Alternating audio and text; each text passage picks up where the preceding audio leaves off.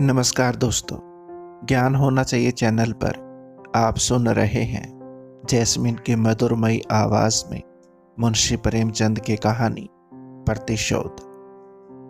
नमस्कार साथियों, ज्ञान होना चाहिए चैनल पे आज आपका एक बार फिर से बहुत बहुत स्वागत है। आज जो प्रेमचंद जी की कहानी मैं आपके सामने लेके आई हूँ उसका शीर्षक है प्रतिशोध। मिस्टर व्यास अपने तिमंजले मकान में अपनी पत्नी माया और बेटी तिलोत्तमा के साथ बहुत सुखी जीवन व्यतीत करते थे। मिस्टर व्यास लखनऊ में बैरिस्टरों में एक मशहूर बैरिस्टर थे। एक राजनीतिक मुकदमे की पैरवी के लिए अचानक सरकार की तरफ से उनको 3 महीने के लिए लाहौर जाना पड़ा और जब उनको 3 महीने बीत गए तो उन्होंने माया को खत लिखा कि हम मुकदमे में जीत गए हैं और मैं 1 तारीख को मेल से शाम तक हर हाल में घर पहुंच रहा हूं। माया ने तैयारियां शुरू कर दी। आज वो बहुत खुश थी। सारा घर साफ सफाई करवाया, सजावट की और मोटर को भी धुलवाया। 3 महीने कैसे कटे ये वो ही जानती थी। आज उसको रह रहकर मिस्टर व्यास की बहुत याद आ रही थी। हर आहट पे लगता कि वो आ गए हैं। उनकी बच्ची बार बार पूछ रही थी, अम्मा बाबूजी कब आएंगे? माया बोली, अरे बेटा सब्र कर, देख अभी आते ही होंगे, गाड़ी तो आ चुकी है। और ये कहकर उसको चूम लिया और गोद में उठा लिया। माया अपनी तिमंजले मकान के छत पे खड़ी होकर बेसब्री से सड़क पर बार बार देख रही थी और उसने सोचा शायद यार दोस्त स्टेशन पर मिल गए होंगे। उनकी जान तो दोस्तों में ही बसती है, शायद इसी कारण देर हो रही है। पता नहीं कहाँ फंस गए।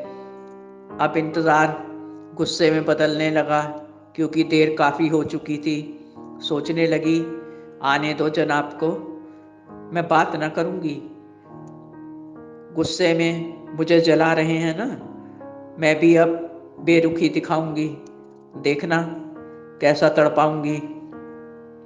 बेटी ने पूछा, अम्मा बाबूजी मेरे लिए गुड़िया तो लाएंगे ना? माया ने गुस्से से उसकी तरफ देखा। बच्ची सहम गई।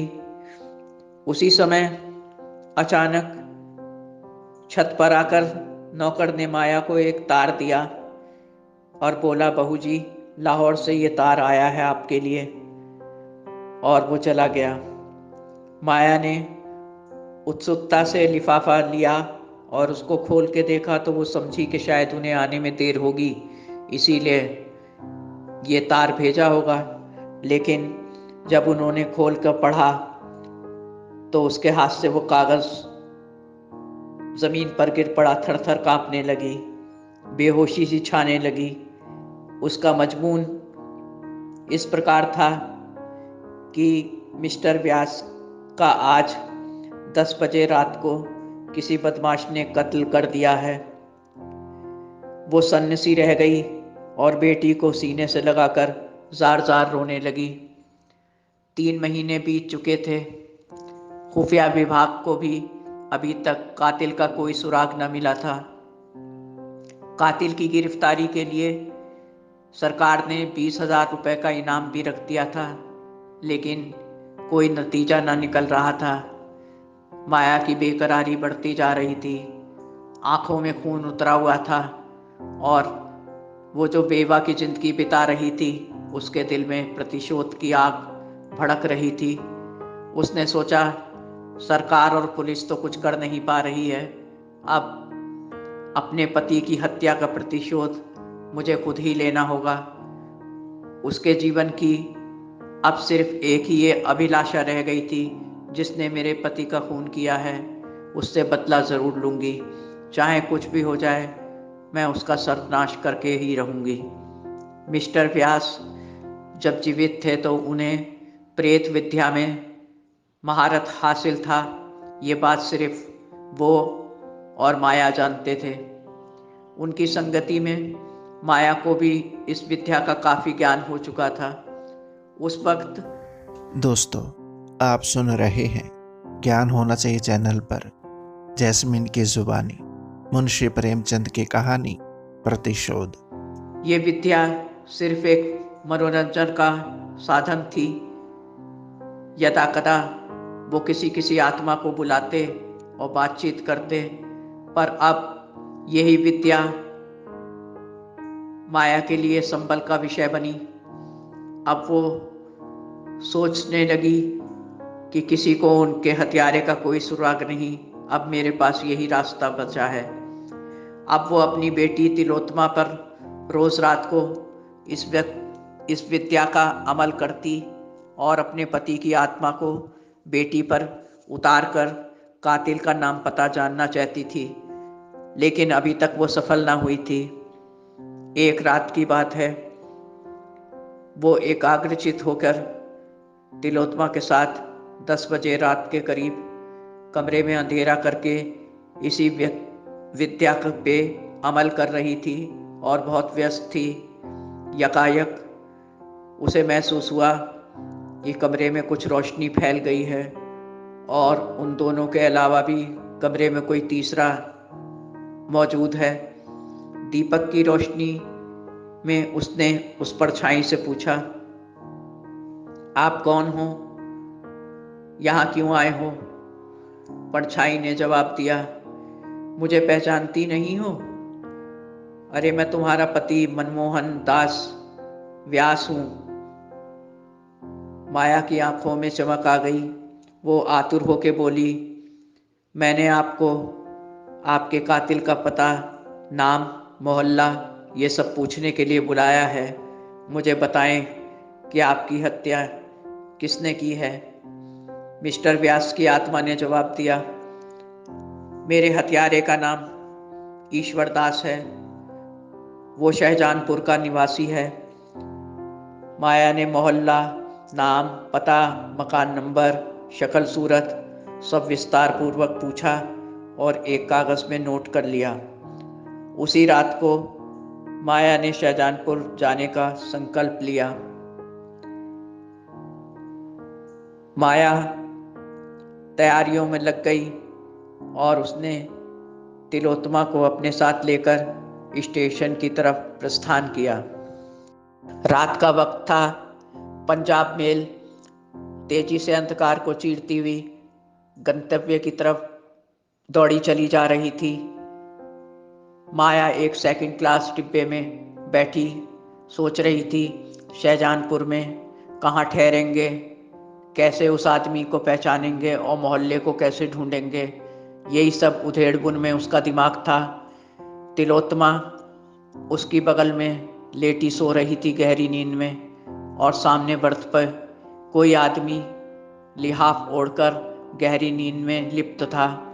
यकायक उसी डिब्बे में 2 अंग्रेज कहीं से घुस आए और एक माया के बगल में उससे सटकर बैठ गया और दूसरा उस बर्थ के सामने बैठ गया। माया ने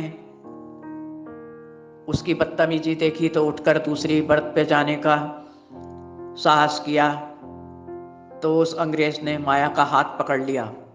जब माया ने छुड़ाने के लिए हाथ विरोध किया तो उसे अपने करीब घसीट लिया और उससे बोला कि हम तुम्हें बहुत सा पैसा देंगे। माया ने पूरी ताकत लगा दी और अपने को छुड़ाने की पूरी तरह कोशिश करने लगी। इसी छीना झपटी की आवाज़ों से ऊपर बर्थ पे सोया हुआ अजनबी जाग गया और दोनों बदमाशों से भिड़ गया।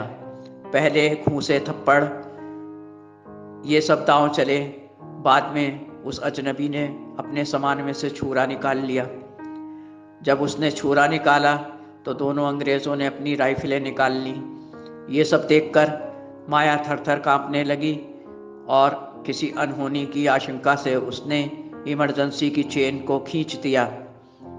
गाड़ी धीरे धीरे करके रुकने लगी। गाड़ी को रुकता देखकर, उसकी रफ्तार को धीमा देखकर दोनों अजनबी गाड़ी से कूदकर कहीं अंधकार में विलीन हो गए। और दोस्तों, ज्ञान होना चाहिए चैनल पर आप सुन रहे हैं जैस्मिन की मधुरमयी आवाज में मुंशी प्रेमचंद की कहानी प्रतिशोध। गाड़ी कुछ देर तक रुकी रही, इसके बाद फिर धीरे धीरे चल दी। माया ने अपनी सलामती को देखकर गहरी सांस ली और उस अजनबी से कहा, अगर आप ना होते तो मेरा आज क्या हाल होता। मैं बहुत डर गई हूँ, पता नहीं कौन लोग थे। अजनबी बोला, कोई बात नहीं, ये तो मेरा फर्ज था, ये सब होता ही रहता है जिंदगी में। आगे बोला, वैसे आपको जाना कहाँ है? वो बोली, मैं तो शाहजहानपुर जा रही हूँ। अजनबी बोला, अरे मैं भी वहीं जा रहा हूँ। माया ने उत्सुकता से कहा, वैसे आपका नाम क्या है? अजनबी ने कहा, मुझे ईश्वर दास कहते हैं। माया का दिल धक से रह गया, क्योंकि उसका हुलिया और नाम पति की आत्मा के द्वारा बताए गए हुलिये से और नाम से बिल्कुल मेल खा रहा था। आगे माया ने जब मकान नंबर, मोहल्ला और सारी लोकेशन पूछी तो बिल्कुल हूबहू वही निकला जो कि उसके पति ने बताया था और जो कागज़ में उसके पास नोट था। अब माया कश्मकश में पड़ गई। ये सब वो सोच ही रही थी कि अजनबी ने कहा कि वैसे आप वहाँ कहाँ ठहरेंगी, वहाँ आपका मकान कहाँ है? तो माया बोली, अभी तो धर्मशाला में ठहरूंगी, बाद में मकान मिलने पर वहीं शिफ्ट हो जाऊंगी। माया ने उस अजनबी की तरफ गौर से देखा। वो शरीफ नज़र आ रहा था और ये सच है कि उसने अपनी जान पर खेलकर माया की जान बचाई थी। कहीं से भी वो गुंडा या बदमाश नज़र नहीं आता था, एक सभ्य इंसान नज़र आ रहा था। लेकिन ये भी सच था कि वो पत्नी का कातिल था। तब तक ईश्वर दास ने फिर सवाल किया कि आपका वहाँ कोई ना कोई रिश्तेदार तो होगा, कोई दोस्त होगा, कोई जान पहचान होगी। माया बोली, अभी तो नहीं, कोई ना कोई मिल ही जाएगा। इस तरह दोनों में परिचय हुआ शाहजहानपुर में। ईश्वर दास ने माया के लिए एक अच्छे से घर का इंतज़ाम किया और उनको वहाँ ठहरा दिया। हर चीज़ का इंतज़ाम भी किया जो कि मकान में होनी ज़रूरी थी, और रोज़ उनके हाल चाल लेने भी आया करता था। उसे माया के इरादों का कुछ पता नहीं था। माया उसका एहसान न लेना चाहती थी, क्योंकि वो उसके पति का कातिल था। उसे तो उससे बदला लेना था। प्रतिशोध की आग में वो जल रही थी। यदा कदा घर के काम में और सौदा वगैरह लाने में भी ईश्वर दास माया की मदद करता रहता। अब माया जल्दी से जल्दी अपना प्रतिशोध लेना चाहती थी। इसी के तहत एक दिन माया ने ईश्वर दास की दावत की और रात में खूब अच्छा सा भोजन बना के उसको परोस दिया। उसकी आवभगत करते करते, खाते पीते और बातें करते हुए रात के 10 बज गए थे। रात बहुत गहरा गई थी। माया ने प्रोग्राम के तहत ईश्वर दास से कहा कि रात ज़्यादा हो गई है भाई साहब, अब आप घर ना जाइए, मुझे आज कुछ डर सा महसूस हो रहा है। आज आप आंगन में यहीं सो जाइए, मैं कोठरी में सो जाऊंगी और आप आज रात यहीं रुक जाएं। ईश्वर दास ने कहा, अगर आपको डर लग रहा है तो ठीक है, मैं आंगन में सो जाता हूँ। इस तरह उसका बिस्तर चरपाई पे आंगन में लगा दिया गया। ईश्वर दास आंगन में ही सो गए। रात गहराने लगी। माया ने अपनी कटार को उठाया और आंगन में ईश्वर दास की टूह लेने लगी। ईश्वर दास के खर्राटों की आवाज़ें आ रही थीं। माया बेफिक्र होके अपने प्रतिशोध का इंतकाम लेने के लिए आगे बढ़ी। माया के दिल में अब घृणा और संकल्प जाग उठे। आंखों में खून उतर आया और इन्हीं संकल्प के साथ वो ईश्वरदास की चरपाई की तरफ बढ़ी। दोस्तों, ज्ञान होना चाहिए चैनल पर आप सुन रहे हैं जैस्मिन की मधुरमयी आवाज में मुंशी प्रेमचंद की कहानी प्रतिशोध।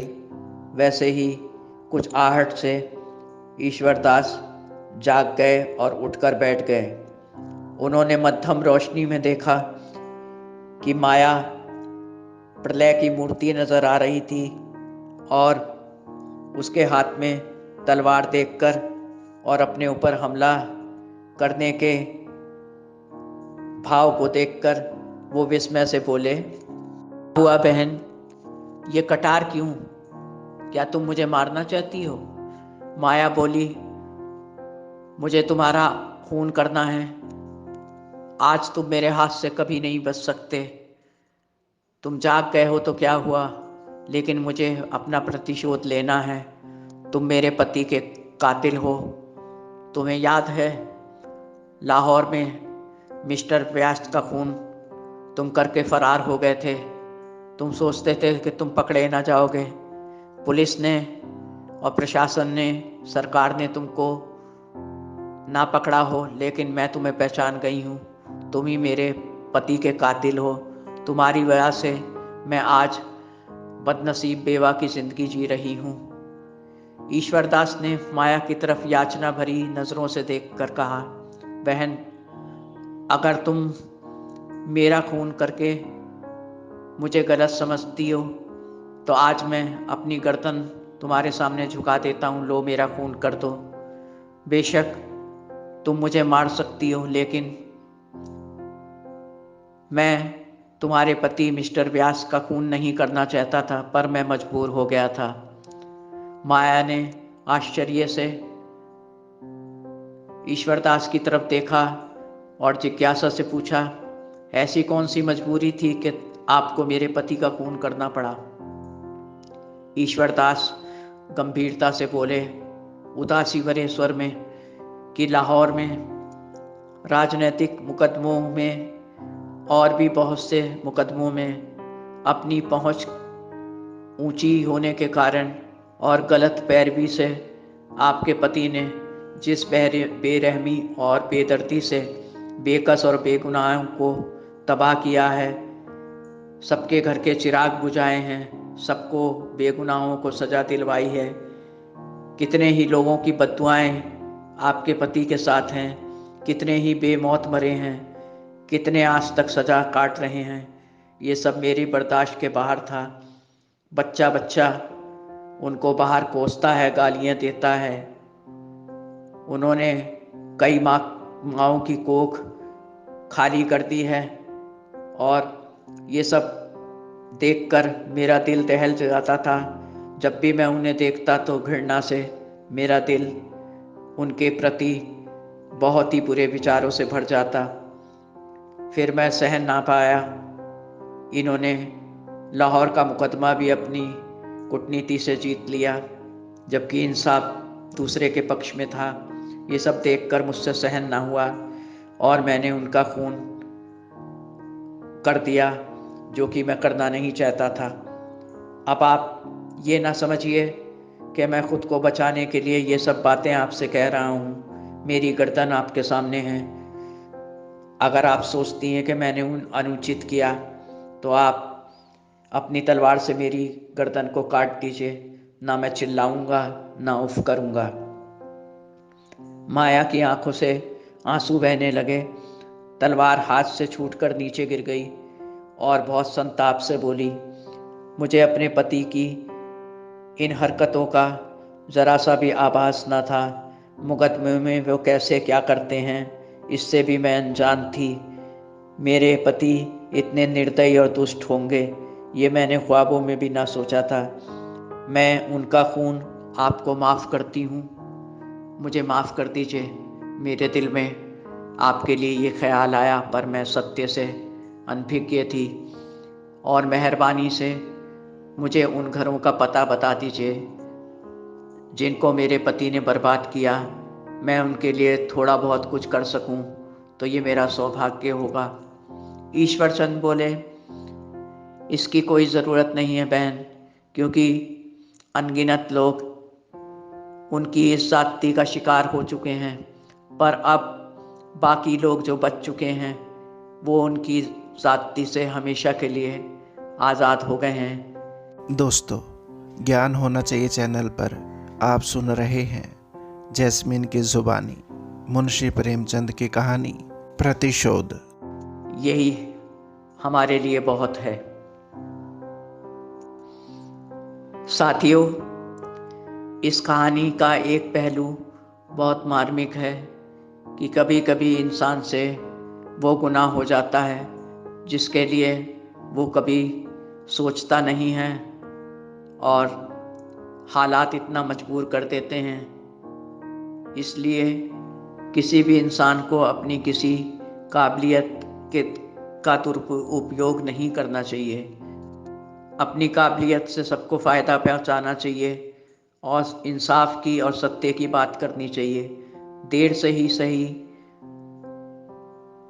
पाप का घड़ा भरता ज़रूर है, लेकिन इससे बहुत सी जिंदगियां प्रभावित होती हैं हमेशा के लिए। इसका ध्यान हमें हमेशा रखना है। हमारी वजह से किसी का दिल ना दुखे, ये हमारी प्राथमिकता होनी चाहिए। साथियों, अगर आपको मेरी ये कहानी अच्छी लगी हो तो प्लीज़ इसे लाइक करें और शेयर करें। आज ईश्वर से मेरी यही प्रार्थना है, सबके लिए हमारे मन में अच्छी भावनाएं हों, किसी के साथ कभी बेइंसाफ़ी ना करें और हमारी वजह से कभी किसी का दिल ना दुखे। सभी के दिल में दया का भाव हो, वाणी में मिठास हो, दृष्टि में प्यार हो। हमेशा हर परिस्थिति में हम सत्य के मार्ग पर चलें, चाहे जैसे भी हालात हों, पर सत्य से कभी ना हटें। इसी के साथ अगली कहानी तक के लिए मैं आपसे इजाज़त चाहती हूँ। आपका जीवन मंगलमय हो। आपकी अपनी जैस्मीन। धन्यवाद। नमस्कार।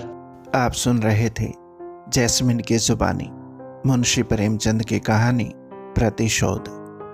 दोस्तों, आशा करता हूँ कि ये कहानी आपको पसंद आई होगी। वीडियो को लाइक और चैनल को सब्सक्राइब ज़रूर करें। धन्यवाद। आपका अपना संसार। नमस्कार।